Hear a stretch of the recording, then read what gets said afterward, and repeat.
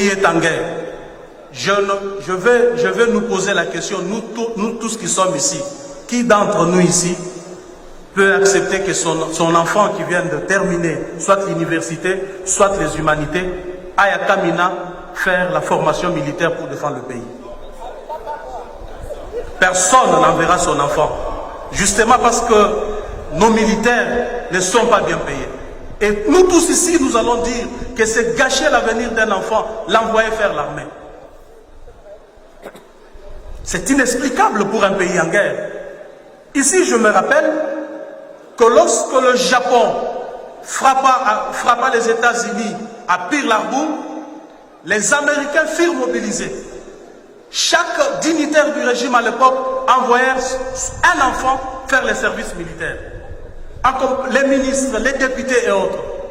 Et voir les enfants qui étaient refusés dans les services militaires, beaucoup se pendèrent parce qu'ils estimaient qu'ils étaient humiliés le fait qu'ils n'étaient pas acceptés dans les forces armées pour aller défendre leur pays.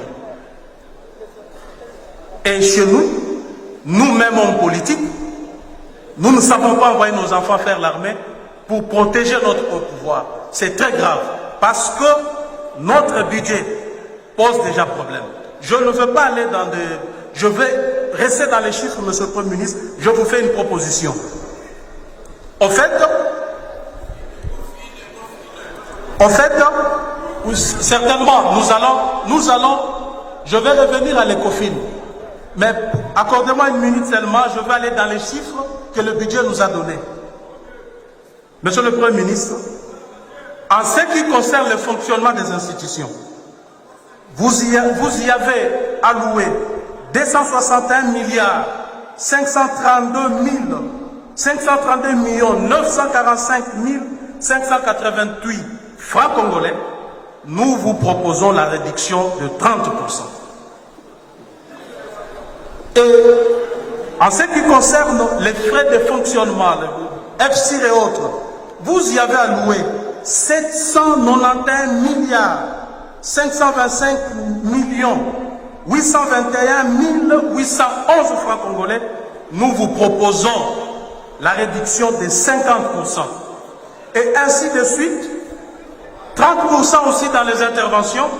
Nous aurons à récolter, si les COFIN allaient dans le sens de nos propositions, nous allons récolter 1000 milliards 345 millions 672 millions 154 517 francs congolais. Et voyez, monsieur le Premier ministre, que vous allouez à l'armée chaque mois pour rémunération 62 000, l'armée et la police, 62 milliards de francs congolais comme rémunération. Avec cet argent, il est possible que nous puissions doubler de 62 milliards à 130 milliards de francs congolais le mois pour l'armée et la police. Et ce n'est pas tout, ce n'est pas tout. Il nous restera une enveloppe que nous allons déverser dans le CECOP pour appuyer la gratuité de l'enseignement. Et parce que, monsieur le Premier ministre, vous allez constater que cette réduction ne touche pas aux droits acquis.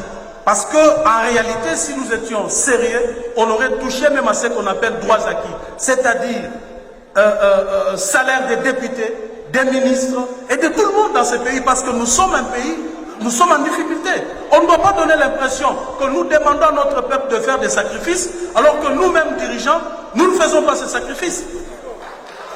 Hein?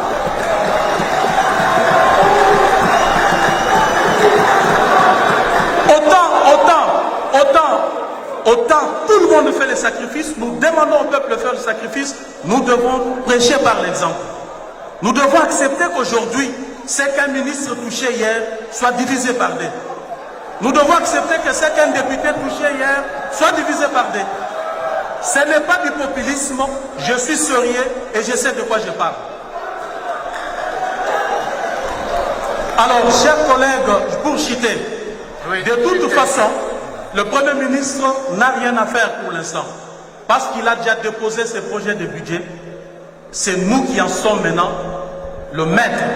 Parce que nous pouvons faire de ce projet de budget tout ce que nous voulons. Et ici, je voudrais bien m'adresser aux collègues de l'Est. Vous qui êtes en proie à l'insécurité, vous qui souffrez avec nous, bien entendu, vous qui venez régulièrement ici, arborant des pancartes, voulant sécher des plénières, que l'occasion nous est donnée maintenant de corriger ces budgets. L'occasion nous est donnée de corriger ces budgets et de revoir le tout de fond en comble, de manière à doubler, voire même tripler, le budget de l'armée et de l'éducation. Merci beaucoup, honorable président.